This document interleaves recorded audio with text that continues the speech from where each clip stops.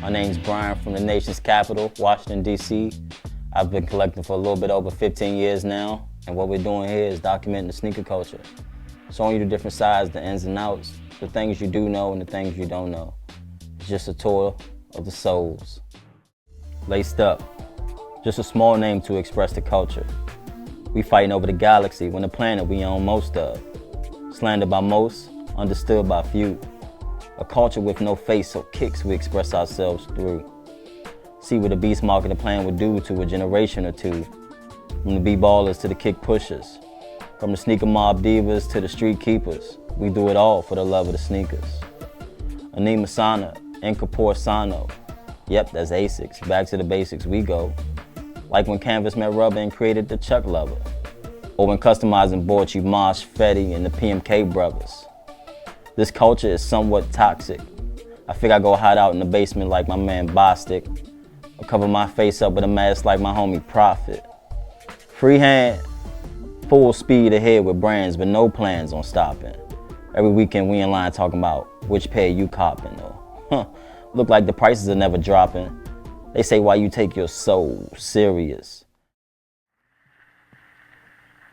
I want to talk to you about rubber. About rubber and the war. About rubber and the American people.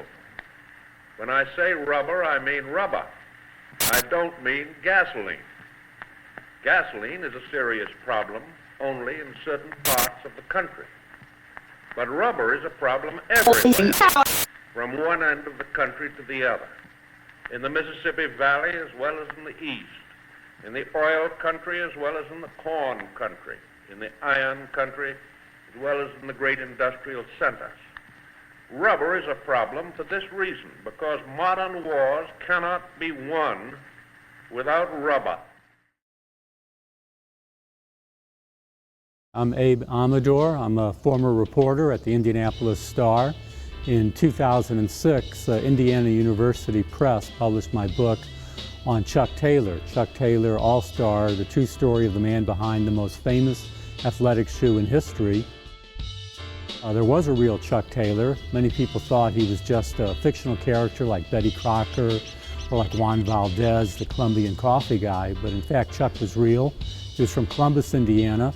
He was a long-term salesman and executive at Converse, and he died in 1969, but he was the first guy to invent brand names for athletic wear. Now every shoe, every baseball bat, every glove, every tennis racket has somebody's name on it, but the first name was Chuck Taylor on his basketball shoe. It's sometimes said that he was a all-star. He was not. He was a starter, he was a good player, but he never was all-state, as they would have said in those days. One of his teams did go to the finals of the state championship. They didn't win. Nevertheless, Chuck was a very good player, and he turned pro. When he was 17 years old, he started to play while he was in high school for a semi-pro team called the Columbus Commercials, which was sponsored by the local Chamber of Commerce. And then later he played for a couple of teams in Indianapolis that were sponsored by businesses or corporations or industries. His best team was in Akron, Ohio. He played for a team called the Firestone Non-Skids, which was sponsored by the Firestone Tire and Rubber Company. And that was a major industrial league team. Converse also, in the late 20s, sponsored its own traveling basketball team called the Converse All-Stars. Chuck was the player coach for that team. They played in the Midwest, a lot of games right here in Indiana, also in Illinois. Chuck was based for a long time in Chicago. That was his regional sales territory, if you will. But during the winter, he traveled with the team and played basketball. He eventually started putting on demonstrations. He would do clinics, as he called them, in small gyms, high school gyms, college gyms around the country. He would do this as part of his effort to sell the shoes. He'd put on a demonstration. He'd say, here's what you can do with basketball. It's a wonderful game. He would always use his shoes. He would invite the local high school or college kids out. He would loan them the shoes to play in. And he sold a lot of shoes that way. He also taught a lot of people what the game of basketball was like. Chuck's name was added to the shoe in 1932 for the 1933 Converse Basketball Yearbook. That was an annual that came out the late summer, had all the prognostications for the next season. It had Chuck's own All-American list, and it had tips on how to play basketball. During World War II, many American manufacturers supplied the Army.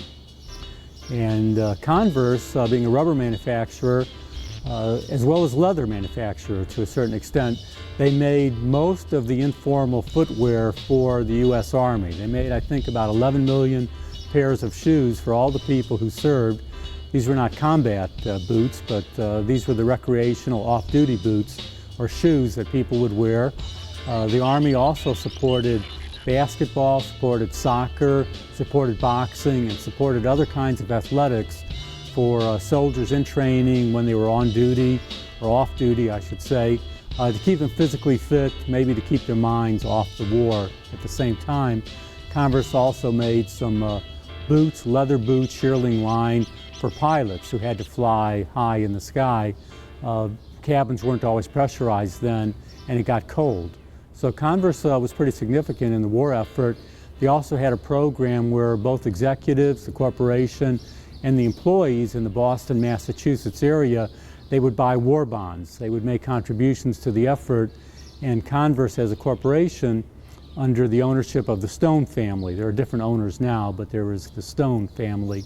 In those days, they got a commendation from the government for giving 10% of basically all their income, the corporation and the employees, to the war effort in terms of buying war bonds. Bonds at those times were essentially loans to the government, and the government would pay you back when they could.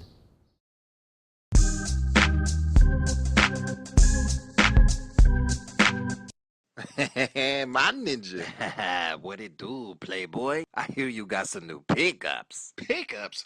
Fool, I got heat.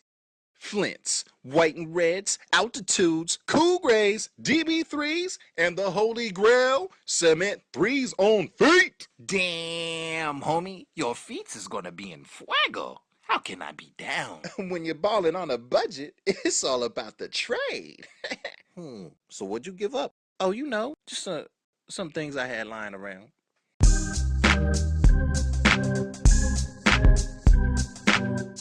One of the most interesting things I find about the culture is the different personalities that come along with it. You have customizing, you have skateboarders, you have athletes, you know, from basketball players to track stars. You have DJs, the music side of the culture that just plays a big part into it. You have the female sneaker culture. You have cartoonists and artists who make masks out of shoes, freehand profits of the game. It's just a lot of personalities that tie into the culture. My name is Mark Bostic. Born and raised in Ann Arbor, Michigan, but I live in Detroit now. My name is Maria Elena. I'm from Chicago, and I am the Chicago rep for Female Sneaker Fiend. My name's Freehand Prophet. I'm originally from the DMV and living out in LA now. What's up, sneaker lovers? It's your girl Fetty DiBiase from the BX. Lamara, 23-year-old from London. I'm currently in America doing my own little research project, which will make up my postgraduate dissertation, which is a study of women within sneaker culture, how they navigate that space from the marginalized position I believe that they are. Hi, my name is Sue. I'm the owner of Rhyme East and Rhyme NYC Brooklyn. I have 2 sneaker boutique stores. My name is Tyree Dillahay. I go by the name of Ree. To friends and people in the sneaker community. My name is Pete, also known as Premium Pete. I grew up in Brooklyn, NYC. I am Shawn Paper Chaser Williams from Brooklyn, New York. I have been in the sneakers for 27 plus years, and I am the producer, co-host, and teacher in OSD, Obsessive Sneaker Disorder. I'm Jennifer Williams. Most people just call me Jenny. And I'm from Silver Spring, Maryland, DMV area. I'm Dan Gamache of Poughkeepsie, New York. I'm DJ Ski, born in New York City, lived everywhere growing up, from Florida to Texas to Minneapolis before making it big in LA. I've been collecting sneakers since 1986. The reason why Jordan sneakers are my sneaker of choice is we were both in college at the same time, and actually I'm 2 days older than Mr. Jordan. I was born February the 15th, he was born February the 17th in 1963, and I remember running from practice to watch North Carolina play on ESPN, and once I saw his shoe in 1985, I was hooked, but I was still in college and we wore Adidas, so I couldn't wear them. until I was out of college in 1986, and that's all I've had on my feet since then. And I've been collecting since I was probably around 10, but my collection style has changed. When I was 10, it was more for like basketball and playing sports and things like that, so I would ball in my sneakers, but I definitely like cared about like what they were, but it was definitely for more, you know, like kind of like beating them up and balling in them. But for like kind of like more of a freshness purpose, I guess, just to, you know, to wear at parties and to just for my own personal sake, because I've always loved shoes. I definitely rooted in basketball because of basketball. I started collecting more for myself when I was in high school, when it wasn't just for using those shoes just to play basketball, but just, you know, more for myself and my personal collection started around high school. She's Gotta Have It was on, and Mars Blackman, there's a famous scene where he's having sex with this girl, Nola Darling, and that was a character's name, and he wouldn't take off his J's. And I was, at that moment stuck in my head, and then fast forward 2 to 3 years later, and then Spike Lee, as that same character that he created for She's Gotta Have It, he started doing this campaign with Nike for the Air Jordan 3. And since then, I never looked back. This was that sneaker, like, I'll never forget, like, this kid came into class wearing these in junior high. And, I mean, the teacher was like, well, what the hell are those? You know, like they were snapping necks, like literally people like, you know, remember when you used to be in those little desk chairs that had the chair and the desk together? People were just literally, you know, like turning, like, you know, what are those? And, you know, it really amazed me how like I grew up in an era in Brooklyn, and this could be in your area or neighborhood too, I'm not sure. But I grew up in an area in Brooklyn, in New York City, where if you had Jordans at that age, you was about it. You had a pair of Jordans on and you were about it. And crazy thing is, like, I remember kids, like, not even kids that were like outspoken, really outgoing type dudes that, yo, like the neighborhood kids like us and stuff, we used to look at them like, yeah, he's a little weird or something, but he got some dope sneakers. Sneaker culture, I mean, I grew up being someone not having a lot of money, living in a trailer, you know, wearing the Skips, wearing the Voits, you know, whatever. And, you know, obviously, I looked up to the people wearing the Jordans and, you know, things like that. It was like any other kid that was growing up back in the 90s or, you know, late 80s. I mowed lawns all summer to get my first pair of Jordans. You know, all summer. That's all I could think about. I'm making the Jordans, I'm making the Jordans. And back then, it wasn't a numbered Jordan. It was the Jordans, that was it. So I mowed lawns all summer. I got my first pair of 5s with black and silvers, and that was where the love affair started, my appreciation for it. I love shoes. I fell in love with sneakers back in grade school. I mean, the first pair of sneakers that I like had to have, went to every store, every Sears, every Nike, every like Foot Locker, whatever, were the Scottie Pippen up-tempos. Those right there pretty much set me from where I needed to go. It was just the way the letters were on the side of the shoe, the comfortability of the shoe, and just being able to express yourself through a shoe. I mean, I enjoy that. As you can see, my collection is full of pinks and blues and bright colors because I like being flashy and I like, you know, being able to express who I am through a sneaker. I've been collecting sneakers, really collecting them since 2005. That's when they were, you know, really getting into sportwear culture. And I really like, you know, funky colors, so that's why I've really been starting to collect since then. The shoe that inspired me to start collecting, I never forget it. I was in 6th grade. Nike came out with a shoe called the Air Bacon.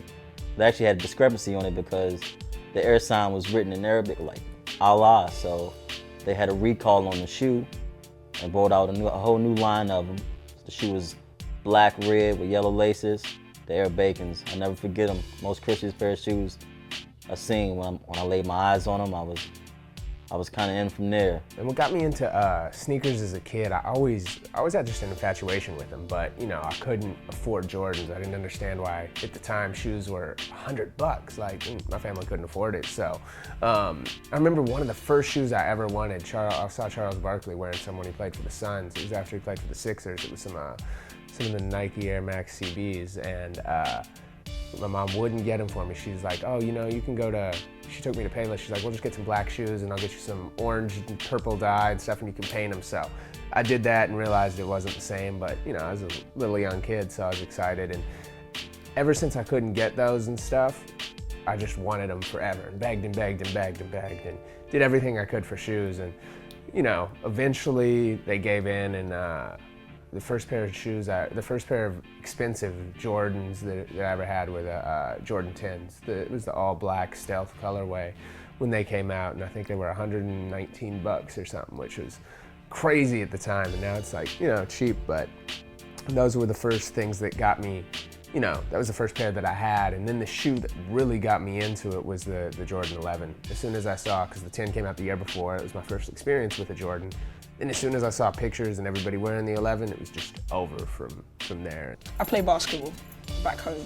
So, you know, that's just married to each other then. And what you wear on court then translates to what you wore off court. So that's what really was my introduction to sneaker culture, when I had to pick a pair of basketball shoes to play in this tournament. And right off the bat, I wanted it to match my uniform, then it had to be comfy, then it kind of had to have a cool little brand name on it.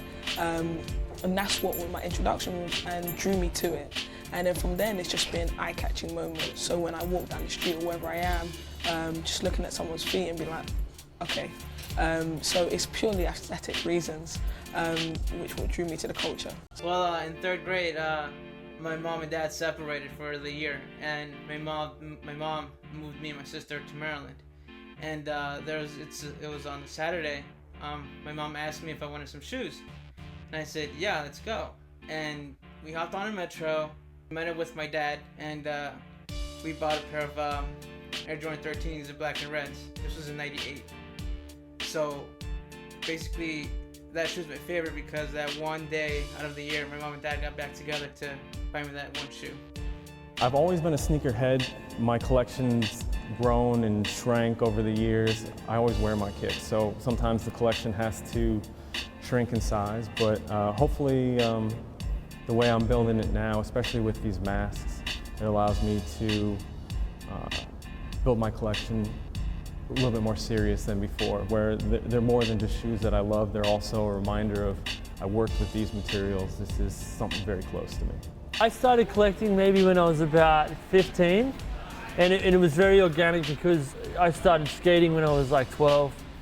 And you know, when you skateboard, you blow through shoes really quickly. You know, you rip them up. So like, I got, you know, better and better at skating. The better you get, the more you'll like go through a pair of shoes. So I was always looking for like a pair of shoes that would last when I was skating. I mean, there are all different types of collectors. There's people who collect, you know, just running shoes, just basketball shoes, just lifestyle shoes. I mean, it's pretty much similar to, you know, the parallel of that being women who just collect heels, or some collect, you know, a different type of pump, or some collect flats or ballet slippers. You know, in sneaker culture, there are people who collect, you know, the different types of footwear based on the sport that they play, or the sport that they have an affinity to, or the lifestyle that they live. So there's different ranges of collectors, if you will.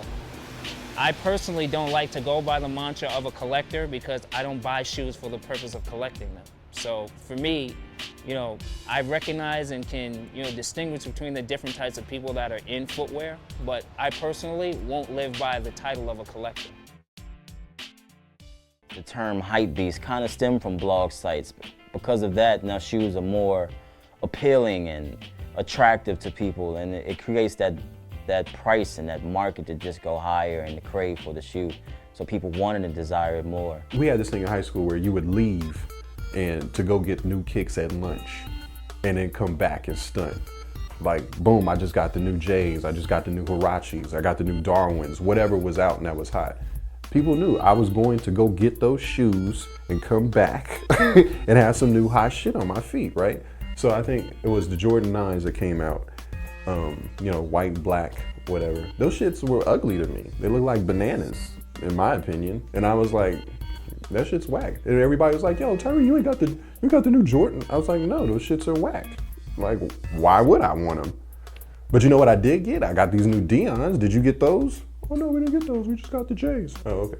The way that I used to collect shoes has changed rapidly in the past even 8 months. Because the biggest thing when I started collecting shoes again after my hiatus, I started collecting shoes for kind of the wrong reasons. The DJing element was awesome. It promoted me being able to wear shoes again.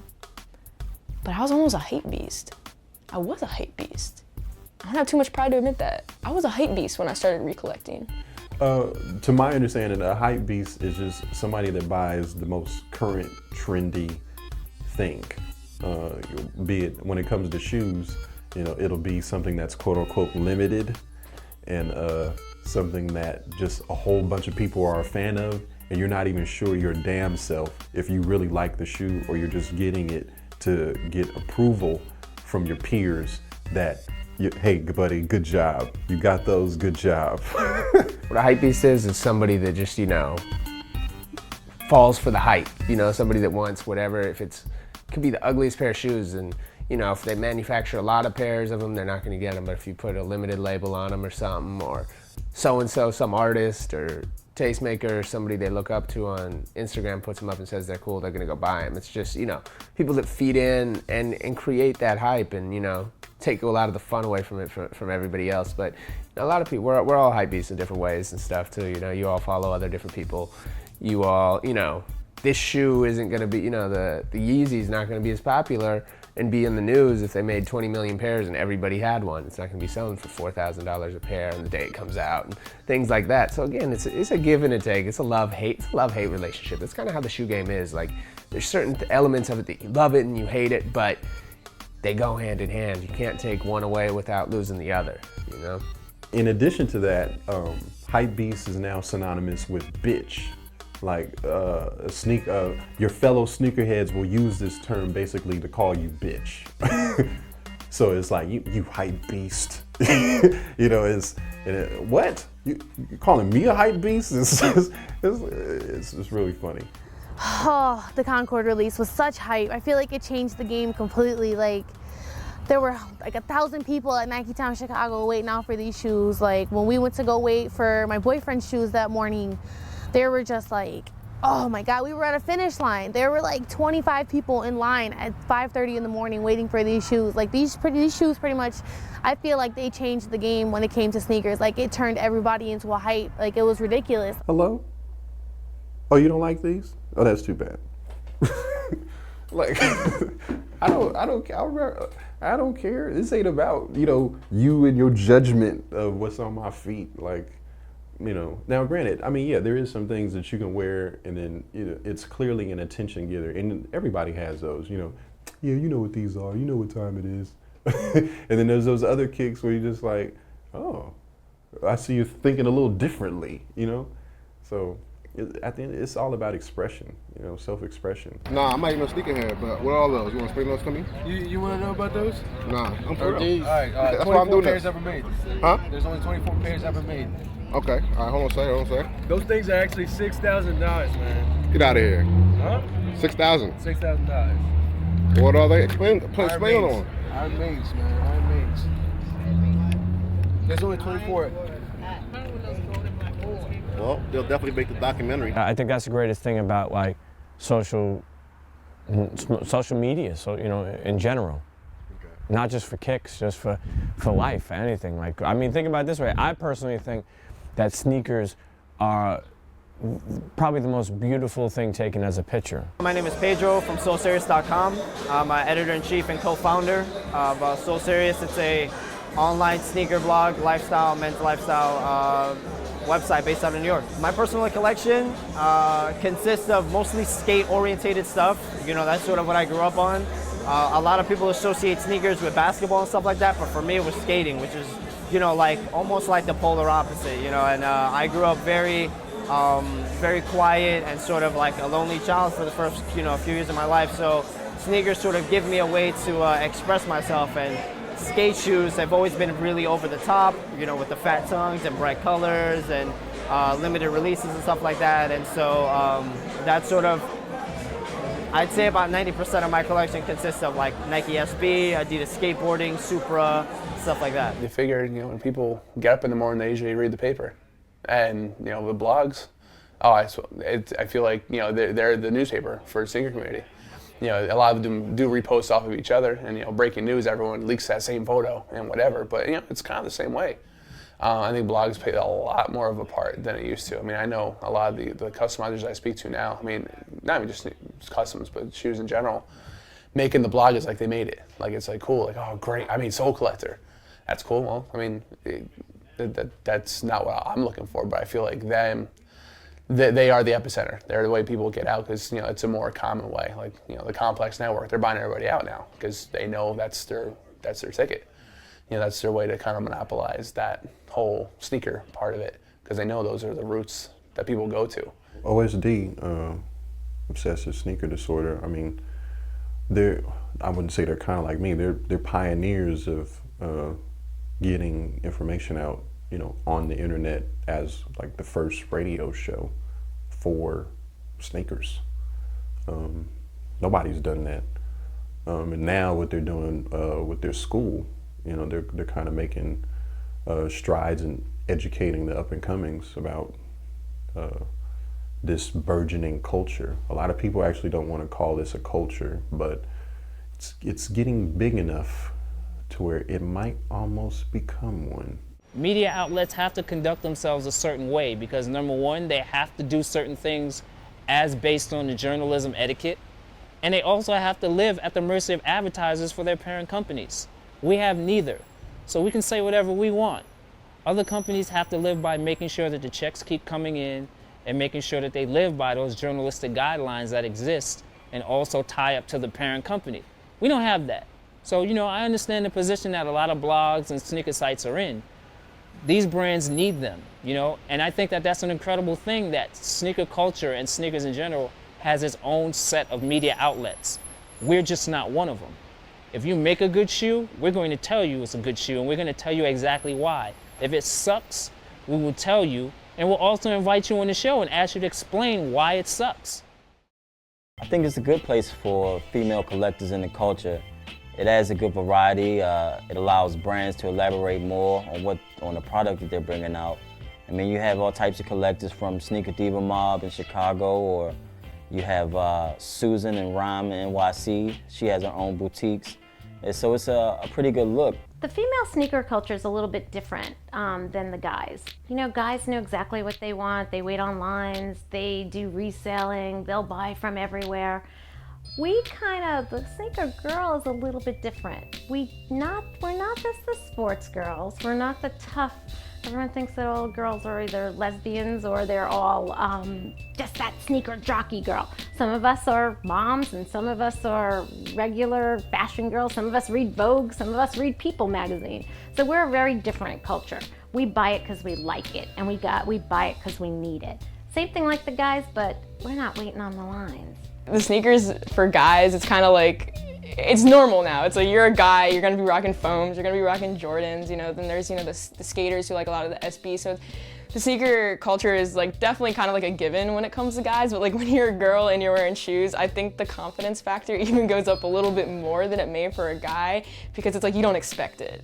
You don't expect to be walking around on campus and seeing a girl rock some Jordans or like rock a rare pair of shoes. So like when a guy sees that, it's like, wait, what? That is the biggest assumption. The stigmatism that, you know, because you wear sneakers, you're gay. Why does it have to be that? Why does a woman's sexuality even have to come into it? And this is what I think, they're not, women, you know, are not appreciated for just being true aficionados, lovers of the culture. There's always, you got those on, but you're a woman. What do you know about those? Or you're gay, or your boyfriend got you for those. You know, and you're faced with all this stigmatism that devalues your true heart and soul, so to say. And I mean, like, if not S-O-U-L, S-O-L-E, in that you love this culture, you know, and it takes away the women's stories and of how they got into it. Now, the stigmatism, you know, they're gay or lesbian or bi or whatever, is because it's a woman or women in a hyper-masculine subculture. So when she enters this quote-unquote space, right, how is she going to perform her gender and her identity? Is it going to be with a more masculine butch edge, or is she going to try and maintain her femininity? But with female sneaker fiends, what I think is so unique is this careful balance. FSF is Female Sneaker Fiends. It was just a website, you know, back in early 2000s. It was started by Lori. She's kind of like our mother, our soul mother, I guess. What do we want to call her? Our soul godmother is what we will call her. Female Sneaker Fiend is a movement for the ladies. is pretty much the voice of the undermined female sneaker fiend herself. I try to, make females know that they're not alone. Like, they're not the only ones out there collecting sneakers. They're not the only ones that are out there in line. They're not the only ones, they don't have to feel like tomboys, I guess. Like tomboys at 26. They don't have to feel like that, femininity is within the sneaker culture. And I guess I'm there to kind of enforce it. There are ladies like myself that have a passion and core for sneakers, and that's all that they own, or they own multiple pairs of the same sneaker, or their collection is ridiculous. I can name several female sneaker fiends whose collections are retarded, such as Air Karina, Jin Jin in Miami, Sneaker Sandy in Sweden. These ladies right here, their collections is comparable to a male counterpart, and you put them together, and 9 times out of 10, you're gonna, scratch your head like, I don't know who I should give the award to, because her joints are crazy. It's almost like you're in a pitch dark room and then there's light. That's exactly what it's like when you put on a rare pair of sneakers. It's like, all right, I can't see anything. Oh my God. There's a little bit of light, and everybody's attention is just directed to somebody's shoes, because it's like one of those rare models or something that you don't see very often, or just like in my case, like I'm a female, so it's even like no matter like what shoe a girl wears, if it's Nike, if it's Jordans, they automatically get attention just because they're a female. And this happens all the time. I see it happen to girls all the time. It's happened to me a few times, and then it even goes, like I said, even way more elevated when it's a rare pair of shoes. It's just like, oh my God, like the light just keeps getting bigger and bigger and bigger, especially like when it's an older model. So it's just kind of like really funny how sneakers just like really have like this glowing effect on the community. You can give us turquoise, you can give us teals, you can give us a dark gray, you can give us, silvers, and, match it up with other colors like you do for the fellas. The problem though with some of the sneaker companies is that it's all run by men, and it's men putting fashion spins on what they think women want to wear. However, we don't want a pink sneaker. I don't want something cutesy with florals on it, unless it's a hard floral. They forget that New York City is a hard town. I'm sure LA, where fashion forward is, Chicago. There's women in those cities that don't want to wear pink and floral and, skippy kind of things. So I think the industry's not paying attention to what women want to wear. And I think a few more women have to step up to the plate, and they have to let women design for women. I'm kind of lucky because I wear 7 men, so I get a little more than some of my friends. There's some girls who are serious collectors, and they got small feet, and sneaker companies have not understood that there are serious women out there with small feet. They act like they're kids, like the only sneakers they can get are kids. They don't get any special releases, and these are girls that would literally travel the world to get these sneakers. Like, they know all the new releases that are coming out. They're waiting online for sneakers that don't even come out in their size. So I continue to be frustrated, and femalesneakerfiend.com, we continue to have our petition and say, sneaker companies, you gotta make the hottest sneakers in small sizes because we'll buy them. We got girls who are crazy about their sneakers as much as any guy, and I don't think the culture respects that, and I don't think the companies respect that. Founder of femalesneakerfiend.com. A big reason why there's girls walking around with sneakers, talking that shit. Okay? She was the winner of the first Fresher Than Your Average sneaker battle in Boston. So it's only right that she passed the trophy on to the purple swag winner. When I think about sneaker shows, I think of Sneaker Pimp, Sneaker Con, H-Town Sneaker Summit, Shootopia. A lot of these different shows contribute to the culture, and all you see is tons of shoes. Just think of a gymnasium filled with shoes, and different clothing brands and boutiques, skateboarders, a lot of music. I feel like a lot of shows bring a good urban feel to the culture, which is necessary for the culture. It's just a positive place for kids to come out, adults, it's an all-age event usually, to come out and just share their sneakers and just share what everyone loves the most, their souls.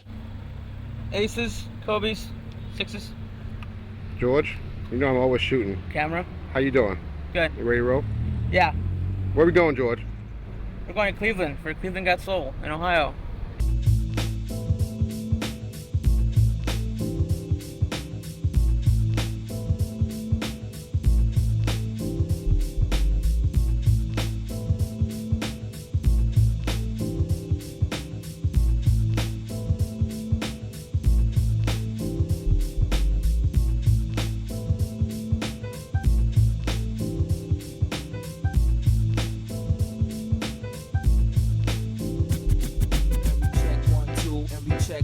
What's up, Sneaker fam? It's your boy Jumpman. I'm here at Cleveland, Got Soul in Cleveland, Ohio, for a sneaker event. And I'm just displaying, but there's all kinds of sneakerheads here selling, displaying shoes, t-shirts, hats, everything you can think of here at this event. I appreciate Cleveland Got Soul for inviting me here off of Twitter. And this is my display right here. And a couple of my favorites. You know the Ray Allen, because he's my favorite player. This one of one here that used to be owned by the man himself, MJ.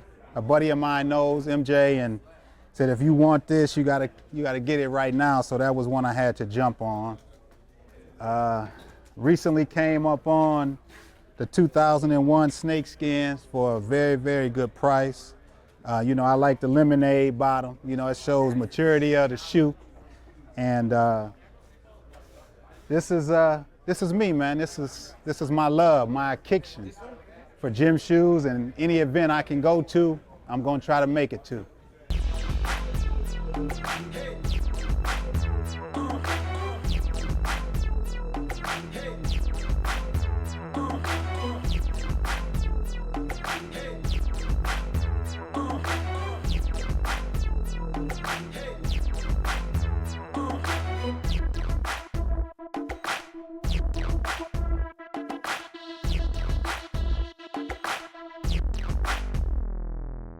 Up here, we tallied it up and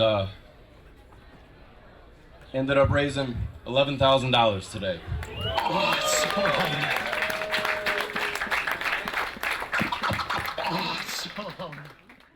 We out here in H-Town about to check out the Sneaker Summit 2012. Let's go run into my man, Premium Pete, see what's going on.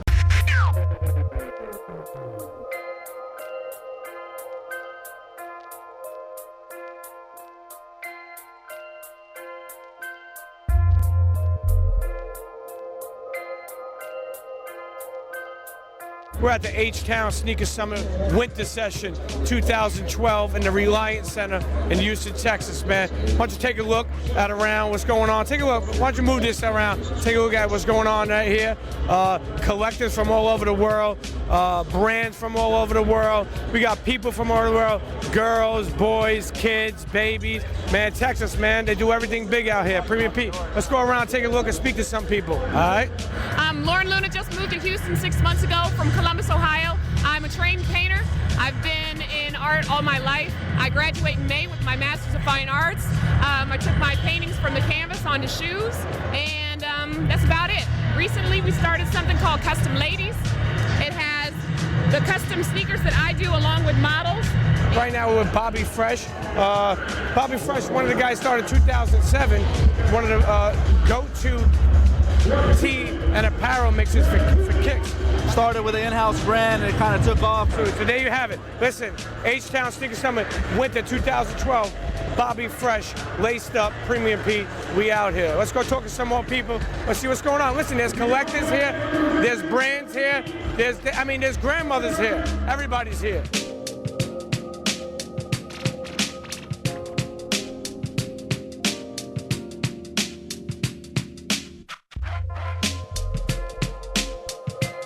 Texas's own Sam Colt 12, a collector of many different things, but definitely sneakers, Vans, Jordan, Nike, Adidas. Listen, anything that has neon colors and fur, this guy is getting. What brings you out to H-Town Sneaker Summit every year? What brings you out? Friends and family. That's way beyond the sneakers. We come out here to enjoy life, hang out with the crew, hang out with my friends from all over Houston. The guys that come in from New York, we barely get to see each other twice a year. Absolutely. We come out to hang out, have friends, food, go see a ball game, and eventually come out to one of the best shows in Texas. Hey, what's the benefits of coming to H-Town Sneaker Summit for you? Just mingling with the sneaker community, man, looking at some of the independent clothing brands, and just looking for different sneakers, man, different things that's out there. It started in high school. We was just a group of friends. I mean, we always just hanging out, and then we decided after our first semester of college, we came home over the break, and we was like, let's start a clothing line. So we started it January 6, 2010, and we've been 2011, so we've been doing it for about a year now. Okay. We got Shay out here, Sneaker Picks, H-Town's finest, my man, laced up, H-Town Sneaker Summit. We out here.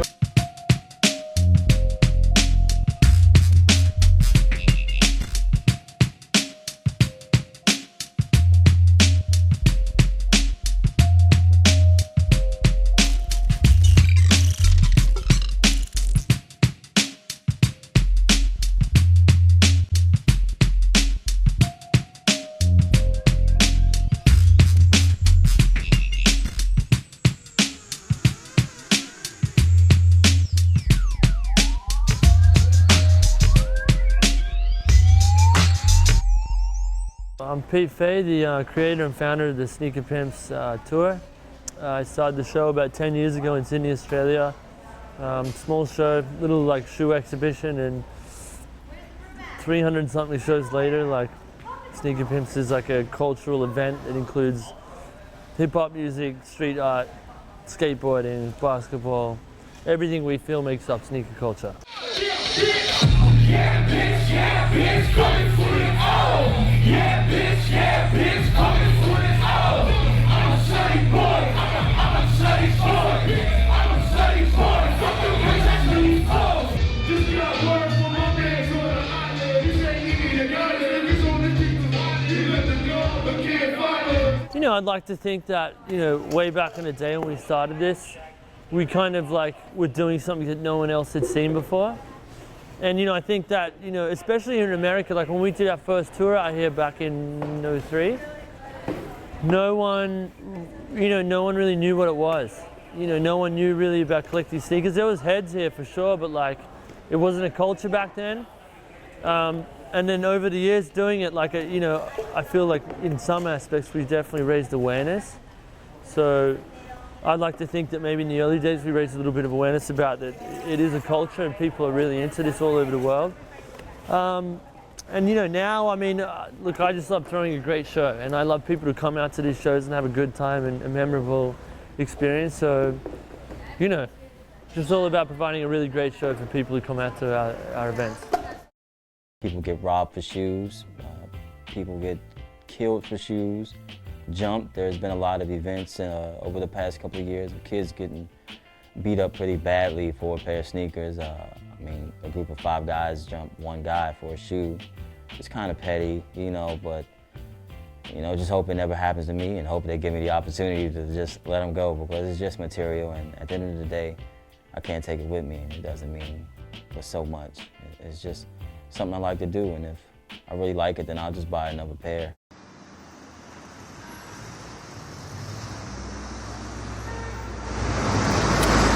The only other people who are going to care that you've got a sneaker are online with you. I want the world to know that if anybody ever finds me on one of these lines for a goddamn shoe, shoot me.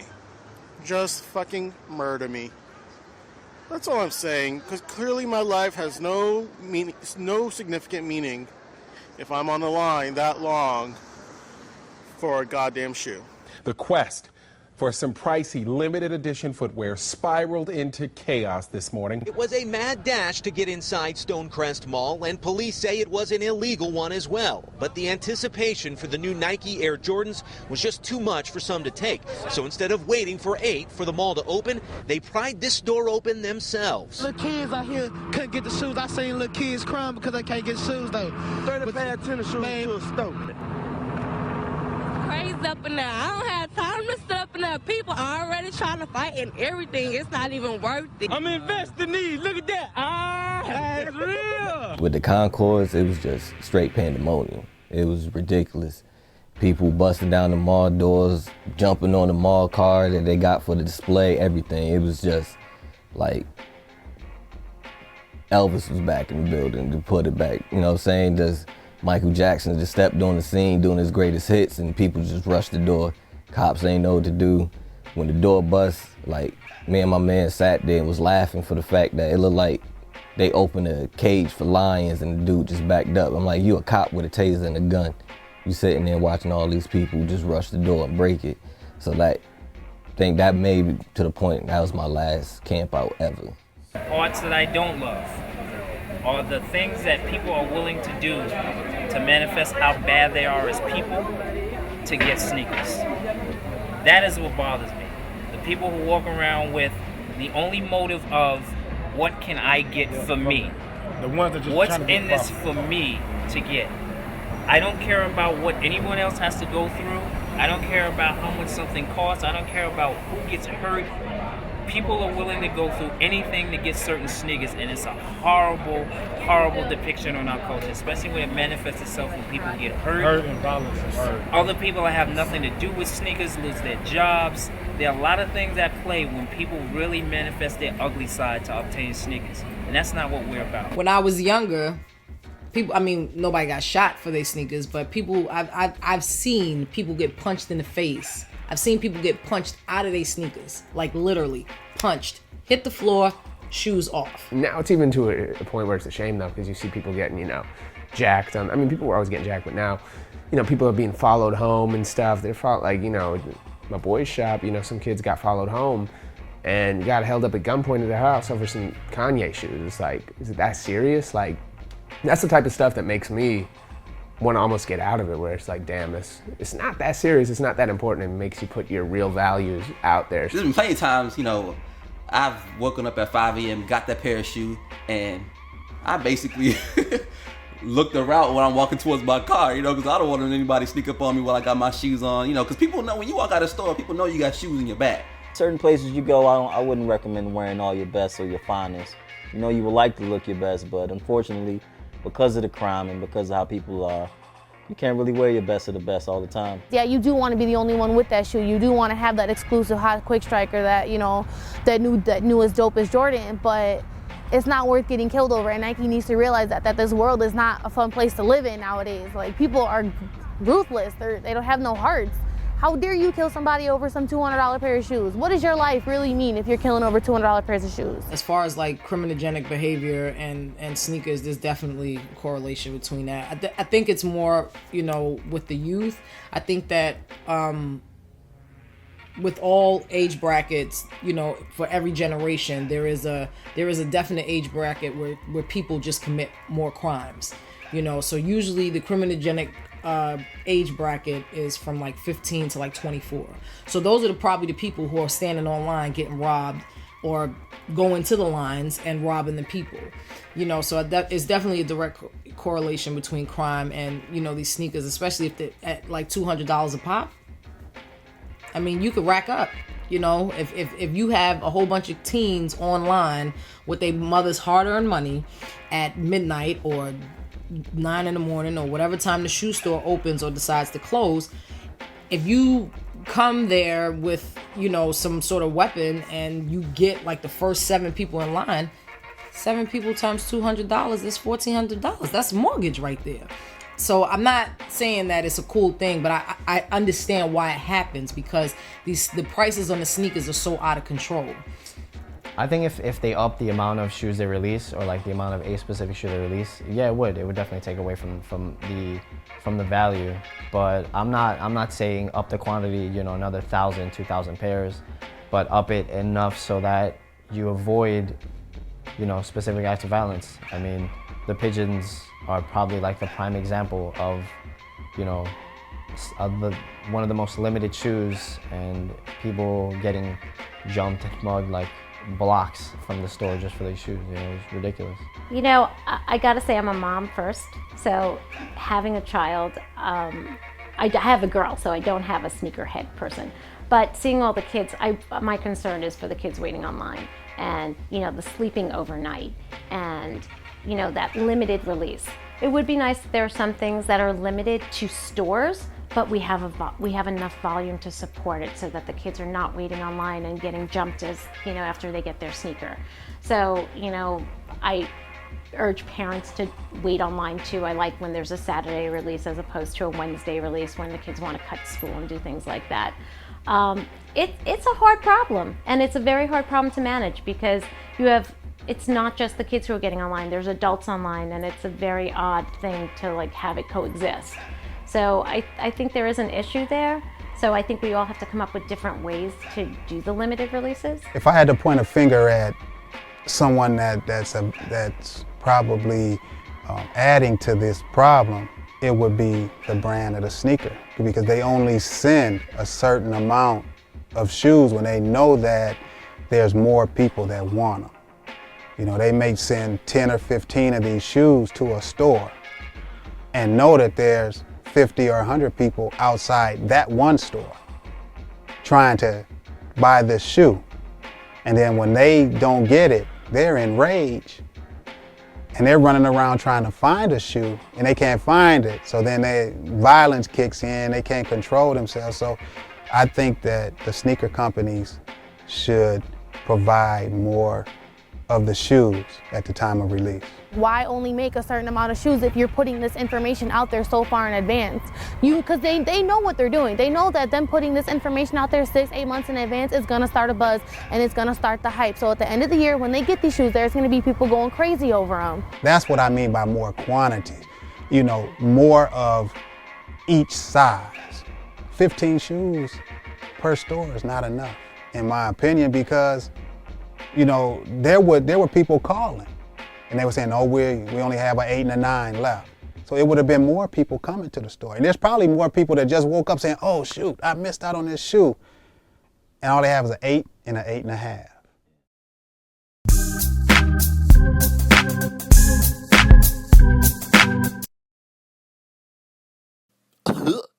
Hey, buddy, those are nice sneakers. Thanks. Barney? As you can tell, purple is my favorite colorway. Running shoes play a big deal in the culture. It's actually one of the things that started the culture. It's still very popular in the culture now, and it's still very competitive.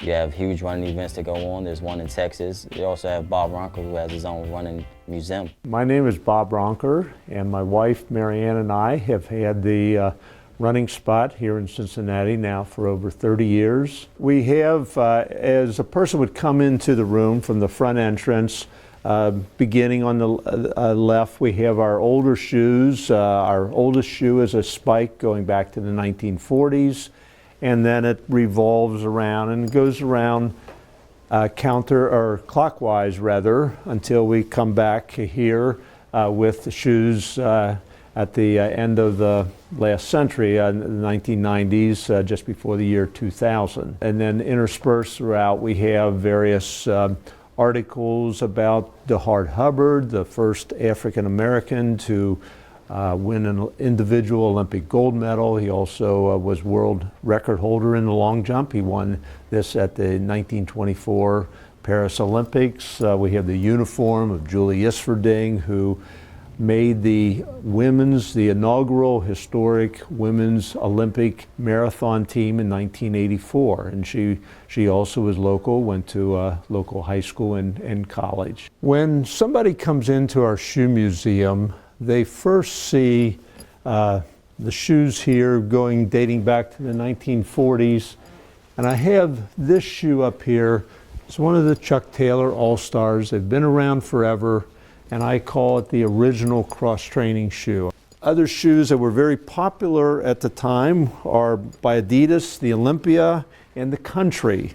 And again, you'll notice how this comes straight down, and then you start having a little bit of a flare here. And then the flare was taken to extreme, and unfortunately, this point here, if a person's landing on their heel, that would become the fulcrum and it would snap the foot down, and it really wasn't probably the best thing for people. The Aztec by Reebok, this was $60, an unheard of price at the time. The most expensive shoe up to that point was probably the Nike Tailwind, which was $50, and then the majority were around $40. But this was handmade in England at the time.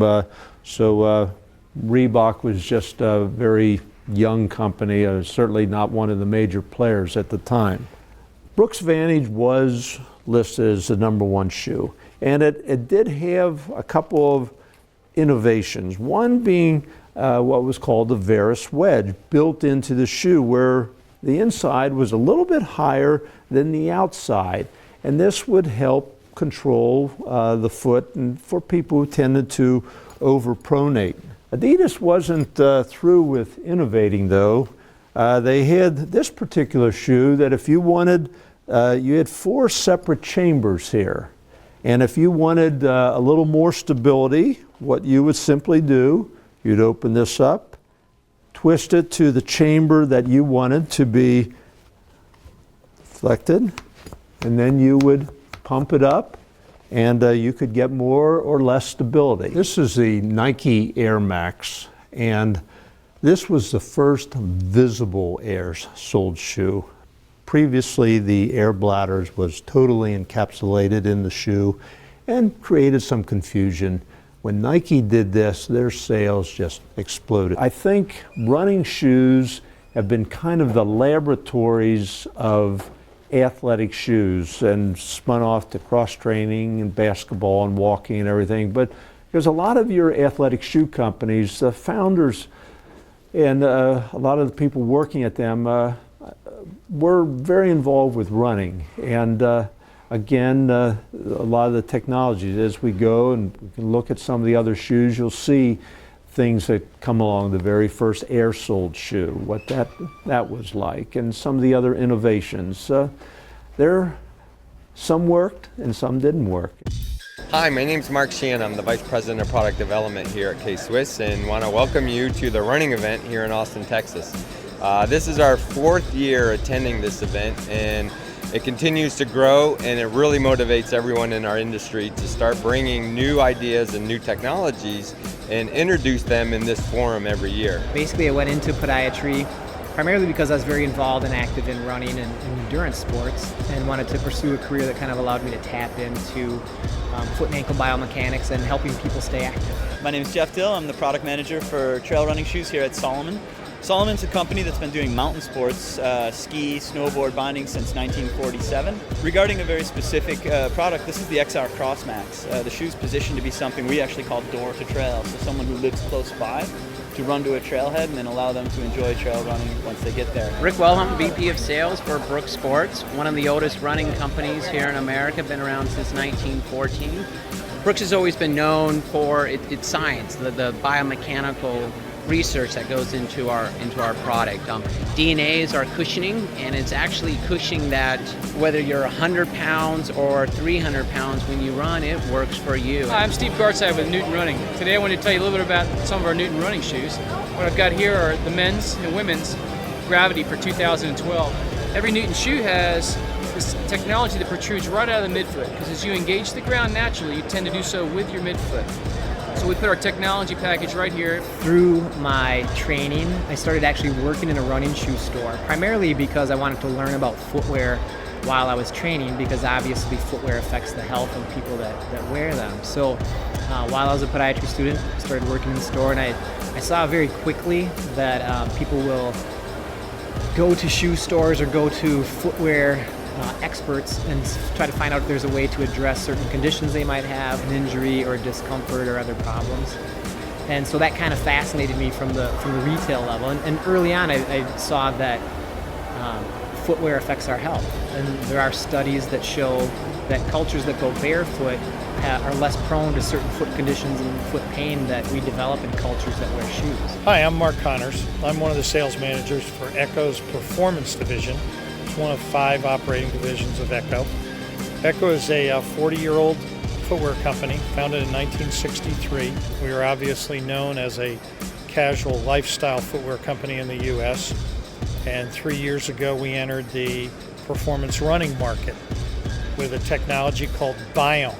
So this Blade Max technology allows the athlete to have this looks very heavy. I can't show you the weight on TV, but it actually is very light. And where part of the secret of that is the spacing between each blade creates a great flexible product, but again, offers that extra amount of resiliency and cushioning that a runner needs to support themselves. My name is Rob Coninello. I'm a podiatrist, been practicing for the last 20 years. I'm currently the president-elect of the American Academy of Podiatric Sports Medicine, and I'm a global clinical advisor for Special Olympics International.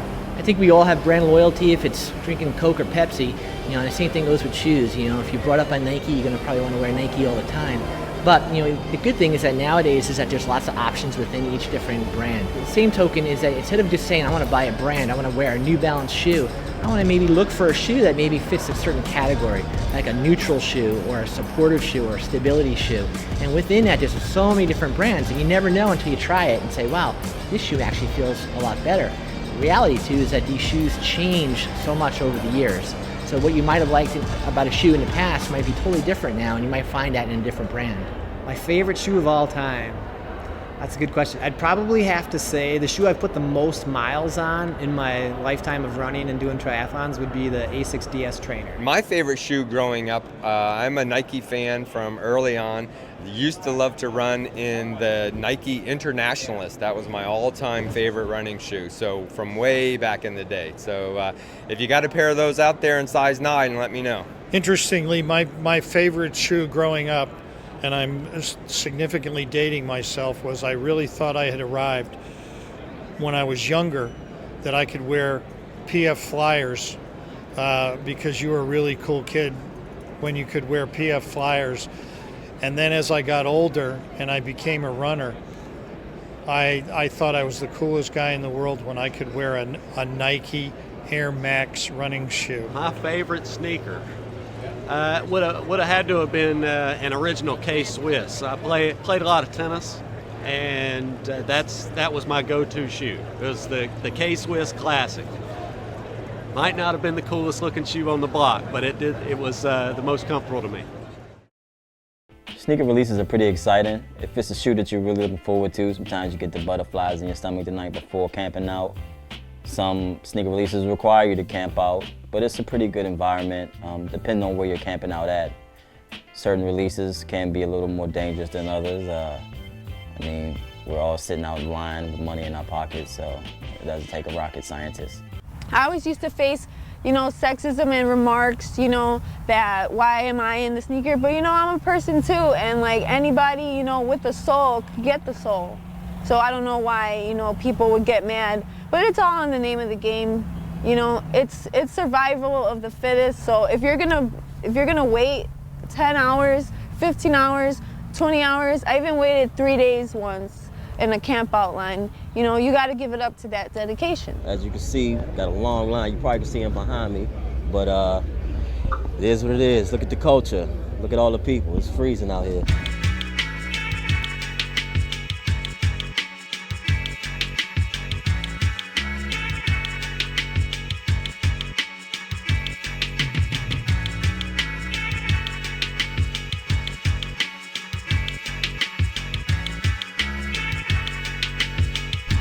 Right here, we about to walk down here for the line, for the raffle, for the KDs, Kevin Durant Nerves. Supposed to release, they supposed to have been over, but I don't know what's going on. I'm about to sign my name on the list now, so I can get hopefully a shot at the shoes. I don't know. We'll see. I'm out here for the KD Nerves, man. It's crazy out here. As you can see, man, got the long ass line. It's crazy, dude. How long you been out here? Man, I just got here, man, like, to be honest. But, it's a raffle, so everyone got a chance. I don't care if it's 200 people in line, we all got a slim chance. First name, Mike.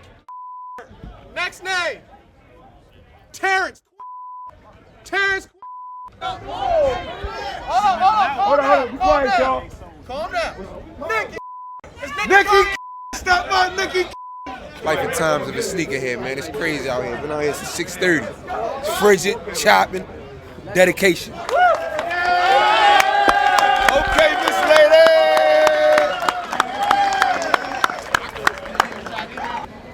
From Philly. You know what I mean? Came down here, reside in B-More. We down here in PG this morning.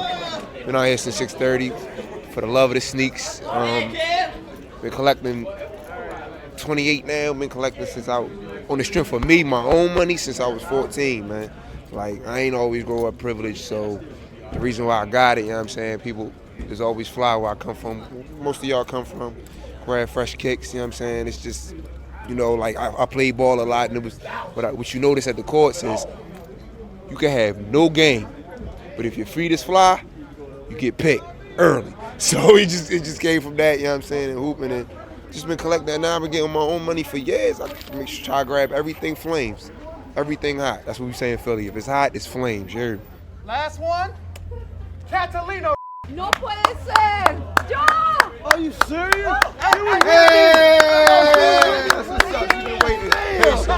I was trying to get the KDs, but you know how I go, man. It was fair and square, but I ain't get my hand on them. But it was nice out here today, though. I think the sneaker form is going in a good place right now.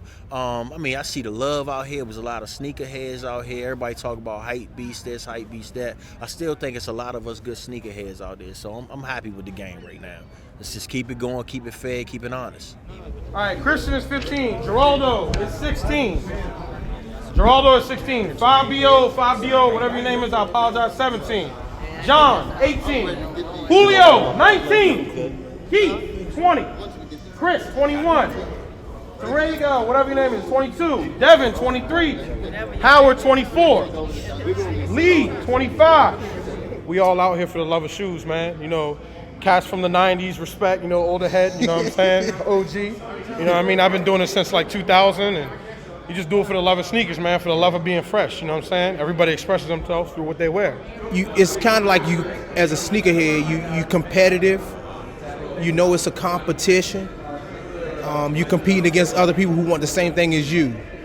And it's a sport, but at the same time, it can get a little reckless and people can get a little careless because people are used to having their way, and it's not going to always. This shoe game teach you everything is not going to go your way. It's like the nerfs. Like KD, I feel like the reason people are finally out here is because they came out with these limited color styles, and themes. But the more you come out with the themes, the more people start wanting them. Man, it's basically the hottest shoe of the year, man. One of the best concepts in Nike basketball history. And plus Kevin Durant, that's probably, the best player in the NBA right now. And LeBron James, of course. It's probably the hottest shoe in America right now. Probably gonna go for like $900. So we've been out here about 3-4 days, you know what I mean? Wednesday. In the murder capital. Sneaker thugging. Yep, freezing, 30 degrees, all night, no sleep, no eating, nothing. Oh man. Yeah. I'm 2 in line. Number 3. Number 3. Out of 7 shoes, 300 in America, in the world. I mean, like one of my favorite old shoes, the Shaq Pumps, Dan Marino Nikes, Barry Sanders, stuff the young kids don't even remember, you know what I mean? Just the real classics.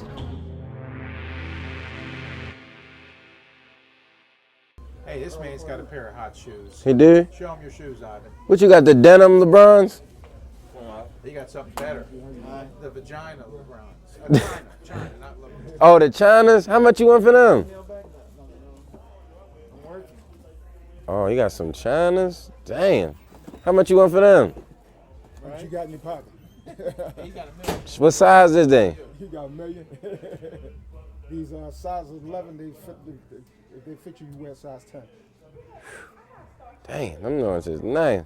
What's the lowest you do them for? What's the lowest I do them for? Well, nothing I can do about here. If you want them? I did this morning because they blew it. If you want them right now, I do them for you for $360. 360? Yep. Whoa. Out the door. Whew. That's steep. I'm a shoe expert, man. You're a shoe expert, do you know about this thing? Yeah, they real limited. These nerfs, man. I'm here for these nerfs. Kevin Durant. DC's own, What number are you in line? Number 8, man. Got out here yesterday, Friday, 4 p.m. These people been out here since Wednesday, so they ended to win it. How long do you think you're gonna be into this? Till I die. Till I'm in the next world or something. So you like the culture? You feel like you're a part of the culture? Yeah, I am the culture. Okay. These are a really big pickup for me because I feel like these are my first Kevin Durant, so I'm gonna wear these jonks. I'm not gonna resell either because I don't believe in reselling because it's just, I don't know, I love my shoes too much to give them away. I haven't done a lineup like this in maybe 3-4 years. So I originally came for the Kobe's. Let's see. This is my size, yeah. Oh wow, holy shit. Wow, holy crap. First time seeing these, huh? Yeah, first time planes out the box. Very, very impressed. Yeah, I originally came out for these. Wow, these are amazing. Stand up and hold them up for the camera.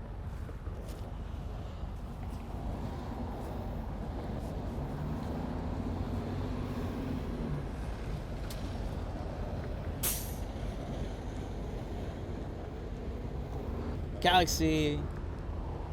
Oh, I forgot about that. See that? It's stitched on the Mamba. Hold on. That is my first time seeing these with you guys, so they're wet. These oh man, very impressed. What else did you get? And then, like I said, I was only expecting to come out with one pair because that's all I really wanted. But, you know, I was like, you know, what the heck, I have extra cash. And if they have my money, I'm going to go ahead and buy the Kevin Durant's, which I pulled through and got them. Yeah, these are nice. The 3M swoosh. Stars. That stitched the Gullwing, I think, yeah. Whatever the heck that's called, I don't care.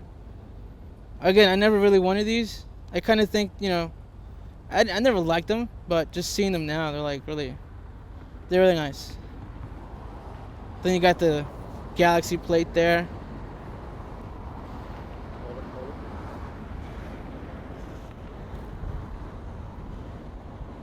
So why does everybody want these glow-in-the-dark shoes, you think? I'll tell you why I want them. Well, I originally wanted the Kobe's because it was a very unique shoe with the patterns and the colors. And again, with the translucent glow-in-the-dark sole. The Kevin Durant's, for me, it just reminds me of a spaceship now, which is kind of cool. You got the 3M there, and you got the pull for lockdown, which is really crazy. Pull for lockdown. That's. I'm impressed with this. I'm glad I bought these now.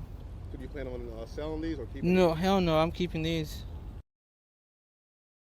Customizing this came a long way. It used to be looked at as bootlegging or fakes, but now it's looked at as an art form. You get to express yourself visually on a shoe and create it your own way, your own style, your own swag, so to say, or so to speak. So you have the Moshes and the Sneaker Fairies, PMK Brothers, but there's all kinds of customizers in the game. My name is Andre, CEO of PMK. I'm from Cleveland, Ohio. Me and a partner got started back in 2004. It was more of a basement operation up until about 2010. And that's when I felt at that time that we can move Pimp My Kicks at the time, the name we were really going by. We still go by Pimp My Kicks now, but we're moving it towards a brand of PMK.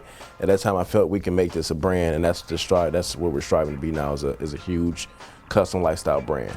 Pimp My Kicks does custom sneakers. I mean, the name Pimp My Kicks kind of says it all, but we're more than just sneaker pimps. We actually do perfectly made kicks. We have 2 lines now that we offer. One's a luxury brand line and one offers painted sneakers. So anything that you can imagine can actually be done, whether it's laser engraved or hand painted. Pimp My Kicks is the company that you go to for that. I discovered I can draw at the age of 7. And my stepdad was also an artist. He told me draw exactly what I see. I think that was the biggest thing that worked for me as it pertained to art, because that's exactly what it is. You know, information enters the brain, travels through the arm, and you recreate it as you see it. And so what stops a lot of artists from being able to complete a task or to do something is that ability. Well, my mimic ability was great, but finding an identity was a little bit tougher because I'd never had any training or never had any schooling or anything like that as it pertained to art, you know, even mixing colors. I didn't even like color starting this whole thing. You know, I was a black and white artist. Everything that I did had to be black and white. I thought it had more contrast. As I got into sneakers and more art, I found that color was something that I enjoyed mixing in. It's a challenge to find the colors and to nail it, especially when you're dealing with people who are very specific. I mean, any canvas is good for me. What I noticed I haven't done yet is some 6s, some J's. I don't get a lot of custom orders for that. You know, they consider their Jordans like their holy grail, so they don't want to mess those up, but I can turn those up too. You know, every shoe is like a piece of paper to me.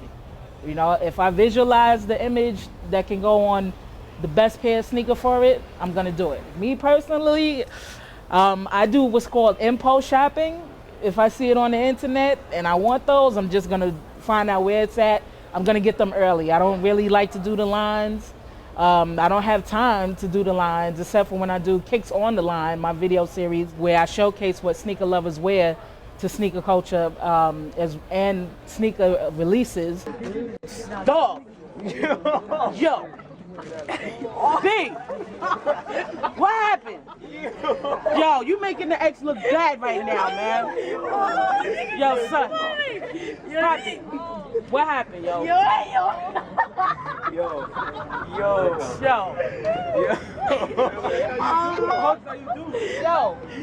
you quiet because you got electric clothes on, man. I want to know what happened. That you coming to get some 11 low red bottoms, and you already know how flee everybody in the XB. What happened? I told my sneaker lovers that we don't care about sneaker prices in the X, and here you go. What happened, man? You just coming outside, baby? What happened? Man, you done disappointed me for the day, man. You disappointed me for the day.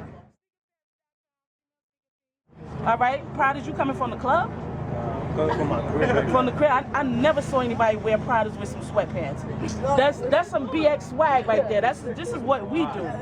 That's what we do. We turn anything up. You know what I'm saying? First started, I started painting shoes in 04. Back then, custom shoes were really looked as a fake or a bootleg. If Nike didn't drop them, they're fugazi, they're fake, and you got Shawn. And you know, it was something that I wasn't looking for acceptance. You know, when you're an artist, you're kind of doing what you want.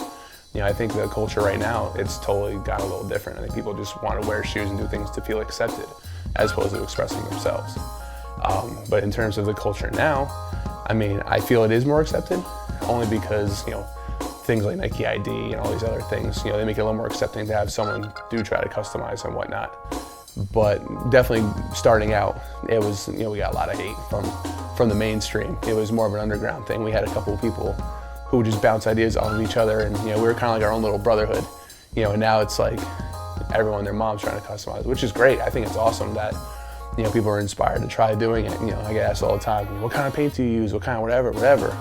You know, I tell people, you know, I can go to Home Depot and I can find all the tools there, but I can't build a house. You know, so I can tell you what to buy, but at the end of the day, it's like, it's a lot of trial and error, and you got to learn for yourself.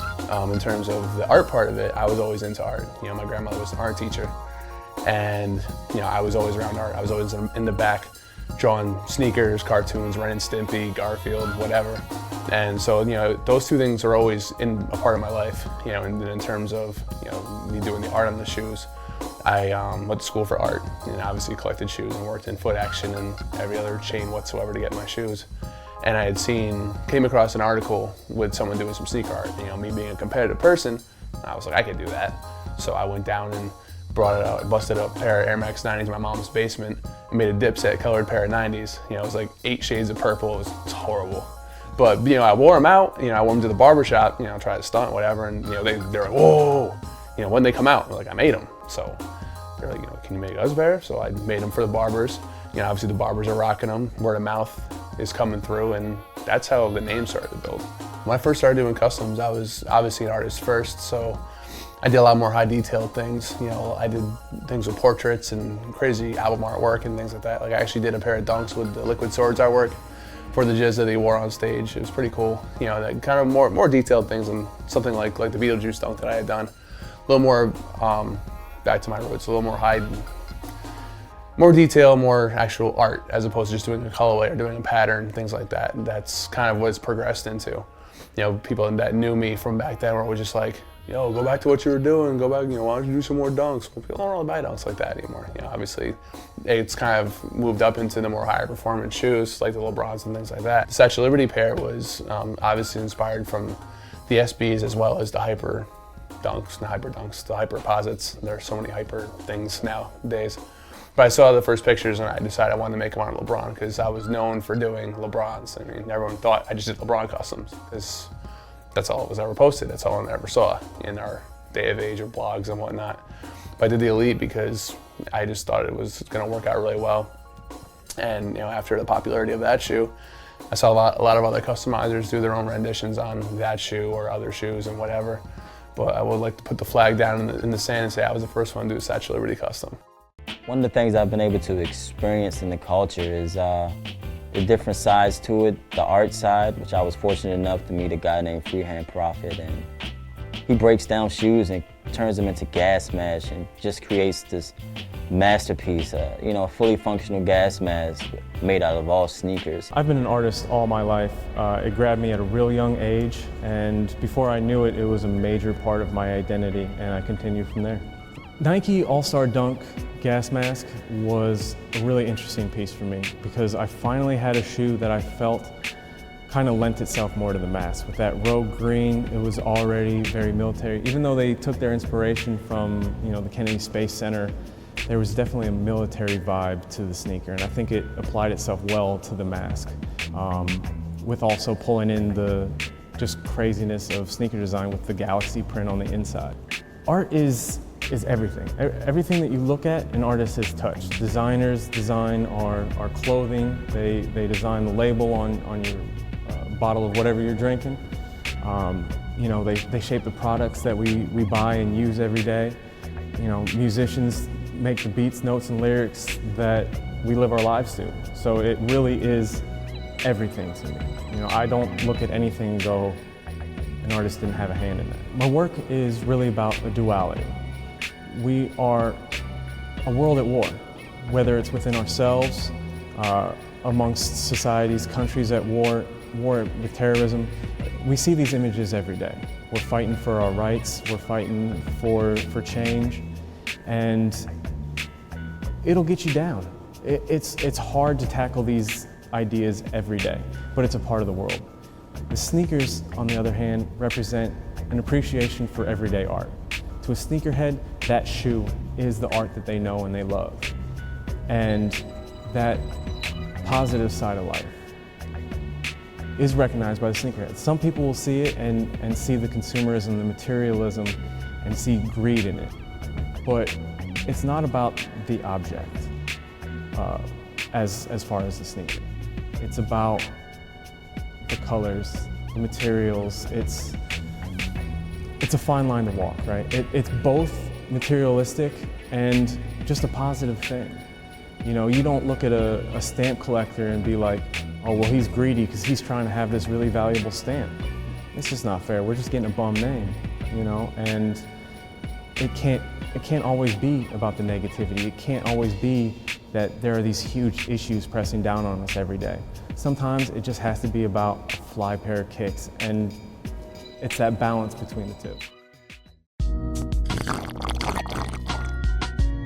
Baby, you looking so good. I mean, I couldn't imagine spending tonight with anyone in the world but you. I love you. Like, honestly, to the point, it's sneds is, you know, like I said, it's sneaker plus heads equals sneds. I think Shawn was, Paper from OSD was like the first person to ever like really get it right on the first try. And then when I was on their radio show, they actually had a debate. He was like, I told you it's pronounced sneds. It was like, watch, how's it pronounced, Ree? It was like, it's sneds. See, I told you. But people will say sneeds, and it almost, and it's funny when you say it like that, it almost sounds like a bad word. So, you know, sneed, you know, it's like, but my whole issue, and that was actually part of the reason of making the comic, was that sneakerhead has started to become like a bad word, you know? You're a little sneakerhead or something like that. It's like, you know what? Like, I'm labeled, you know, not necessarily me, but people are labeled just because they like some shoes. The whole point was to make fun of this, the seriousness of it all, you know, and then how people were so into this or that. Like, I just wanted to basically give some social commentary, a different perspective on things, you know, so people could take this stuff a little lightly. You know, some people at first were like, yo, this is corny. I'm like, I'm saying something here. You know, do you have something better to say? Like, the whole point is to say something. Like, you know, just to be on a sneaker website, you know, in the comments section, hate, pass, next, copping, like let's actually talk about some things, you know, here. You know, be it the history of the sneaker, you know, how you really feel about it, how you feel about the texture, how you feel about the colors. Materials any different, you know, just trying to get some conversation going, some dialogue going in the community. I'm into social commentary. I make challenging animated films. It's not something to easily digest. It's something to think about You know, be it the price of a pair of sneakers, how much a reseller is getting them for, the fact that you're camped out online waiting for the Yeezy to go from $2,500 to $1,200 on eBay, little things like that.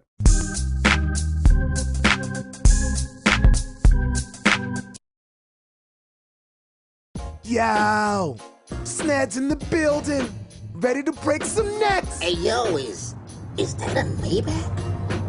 Oh snap, the phone! Yeezy 2! Sixes! Come on, son. You ain't got no Yeezy? Yeezy? You got your own shoe. Why you rocking Varsity Reds? Jesus, yo, do you need these or are you colorblind? Those are clearly infrareds. Yo, Yeezy, will you take... Oh, damn. I guess easy talk. Yeah. I bet you I could tell you the color red coming out your nose.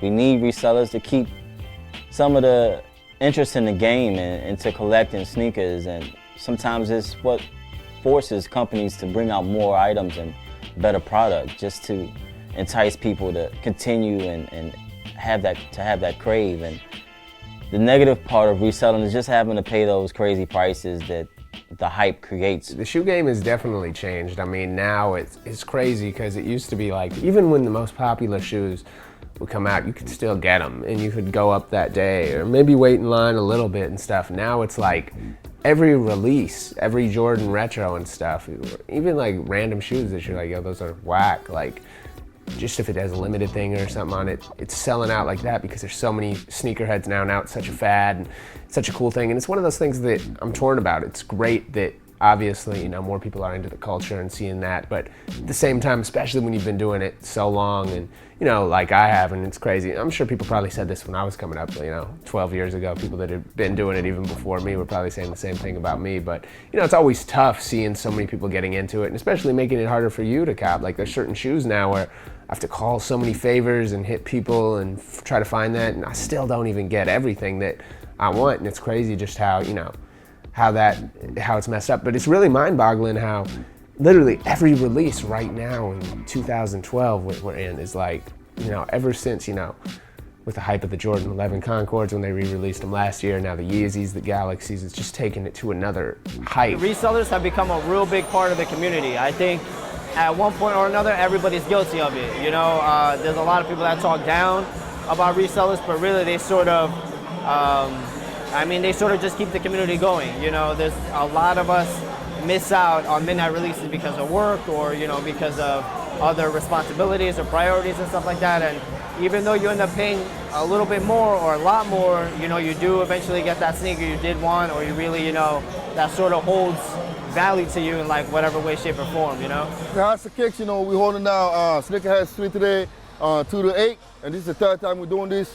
We've been doing this for now a year and a half, and this is my man Kevin from Also Sneakers, you know, so yeah, we're getting the crowd in there now, so it's going pretty good. The reason why it happens is because Rockville doesn't really have anybody here that's representing, you know, the community, so he and I kind of got together. Trying to get a group of people together that both share the same similarities Passion. as in terms of passion for sneakers, as well as being able to get rid of some of their shoes and purchase maybe some other shoes, and just allow people to kind of interact, get to know one another. A lot of us know one another from different Facebook groups and stuff like that, so it allows everyone to kind of put a face to that so-called name from those you know, social networking sites. I think resellers is a part of life in general. People can hate on whatever they want to hate, but it just seems like there's a lot of people out there that want to find problems. My objective in life is to find solutions. If you want to hate on people that do this or do that, you're going to find that in anything. Resellers is one thing. If you know, if that's an issue to somebody, I think most of the time it kind of deals directly with them not being able to have the connections that those people have. And I think what all they're trying to do is create a buzz and a hype. They know that people are all about sneakers right now. The limited releases, everybody wants exclusivity. That's why there's a market for customs, as well as, you know, Nike coming out with these hyper strikes and quick strikes and stuff like that. And I think it's great. I mean, it spices up the game. It creates so-called hype beasts, whatever you want to call it, but it is what it is. It's all part of, life, and it's part of this culture, and fashion comes in phases. It's in and out, and basically, people want exclusivity, period. If I can make a buck on a shoe, it is what it is. I don't hate on them, I mean, it's a game. It's the same thing with the iPhone, iPad, why you hating? So I don't have a problem with them. If you want to buy a shoe and sell it, if you can sell it for $500, go ahead and do it.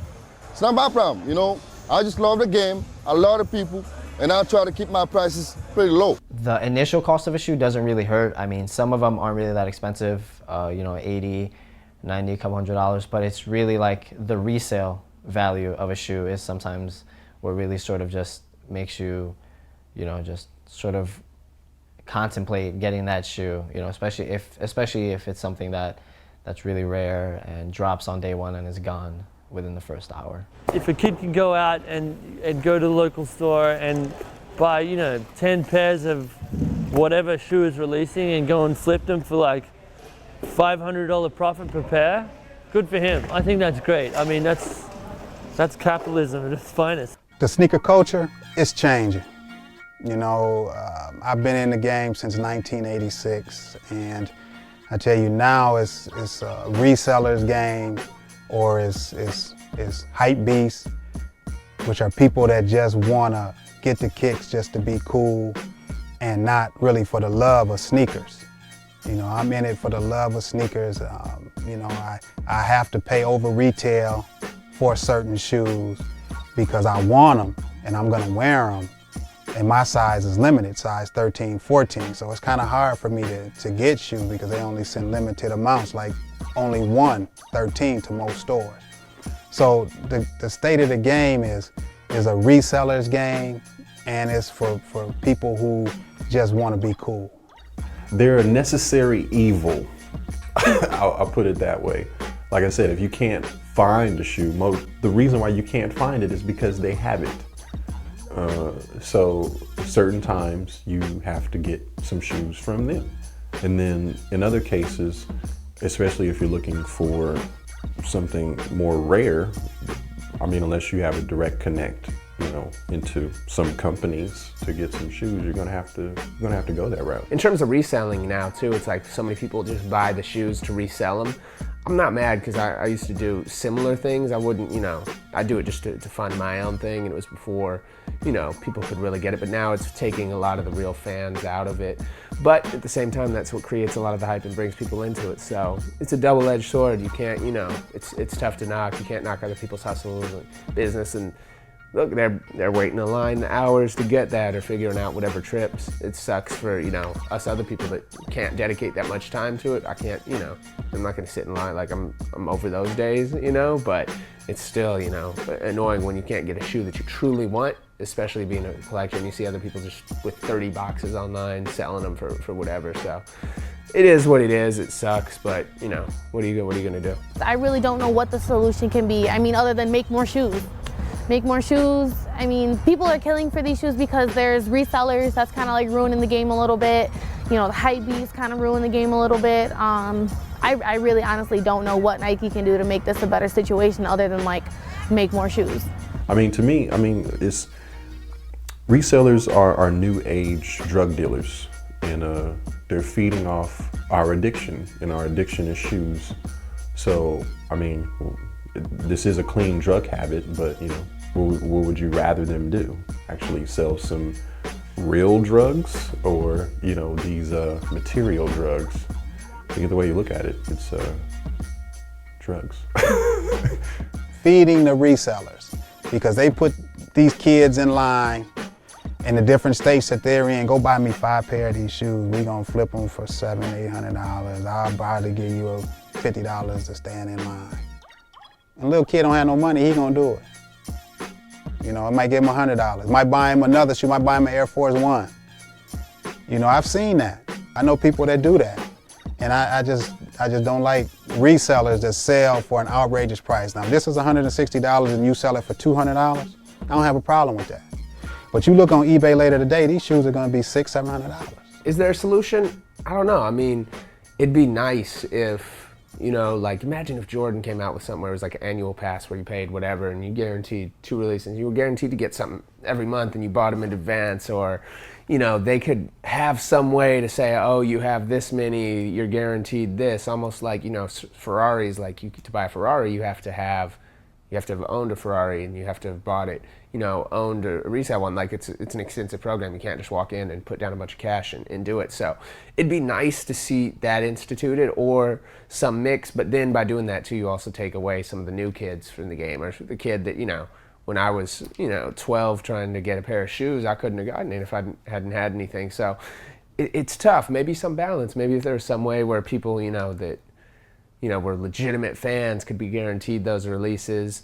Obviously, you don't want them making any more, because then they're not going to be as limited as they were, and it opens up, and you don't want everybody in the street wearing, you know, a pair of super exclusive limited shoes, because then it kind of takes out the novelty of it. But that's one of those tough questions. You're damned if you do, you're damned if you don't. When I was your age, you know, my Jordans cost me $100. You know, it was like the inflation and the pricing, you know, obviously it's like everything, you know. You know, I used to buy lunch, it was 75 cents in school. Now, I don't even know what it is because I'm not in school. I've been out for so long. But I know it's a lot more than 75 cents. So, I mean, I think it goes with everything. I mean, I understand that. I also think that the brands see the resale value. And I think they're like, well, you know, you guys are making this money. We got to get a piece of that. And they already know that they're willing to pay that much amount of money. So it almost feels like, well, we're entitled to charge this because you're willing to pay it. The prices are, some would say, out of control. And others would say it's the best time imaginable for prices to be where they are. And you really kind of have to take into account inflation, you know, technology. You have to take into account all the things that go into the process of manufacturing and selling a shoe. A lot of those things have went up. A lot of those methods of delivery have changed. So I don't think that prices are ever going to be how they were in the late 70s to early 80s in terms of bang for your buck 100%. But on the flip side of that, athletic footwear companies have taken full advantage of the fact that people are willing to camp out in the rain and the snow and hurricanes to get that coveted pair of shoes. So they're going to charge whatever they're going to charge because they know that there's people who are willing to give their last dime just to get it. They say, why you take your soul serious? When it's really my OSD that's got me feeling so delirious. I'm really holding my tongue. No, literally, holding my tongue. I'm fighting to keep my souls because materials are threatened by guns. I'm from a city where people get laid down for pennies. Either way, I'm talking sense. Walk around feet looking fancy, pockets with no contents. No knowledge of the game. No knowledge of the names, no hype beasts, no I just not rock Nikes, no bootlegging, no skinny jeans or jeggings, loose leg type, running myself be ronkers trying to see what the history be like. Shoot, I'm a thinker like Tinker, but my grind ain't right. Trying to figure the next scheme to have y'all in line all night. How you break out the fisticuffs cause we bunched too tight. All that ish and I still can't play like Mike. I be LACED UP.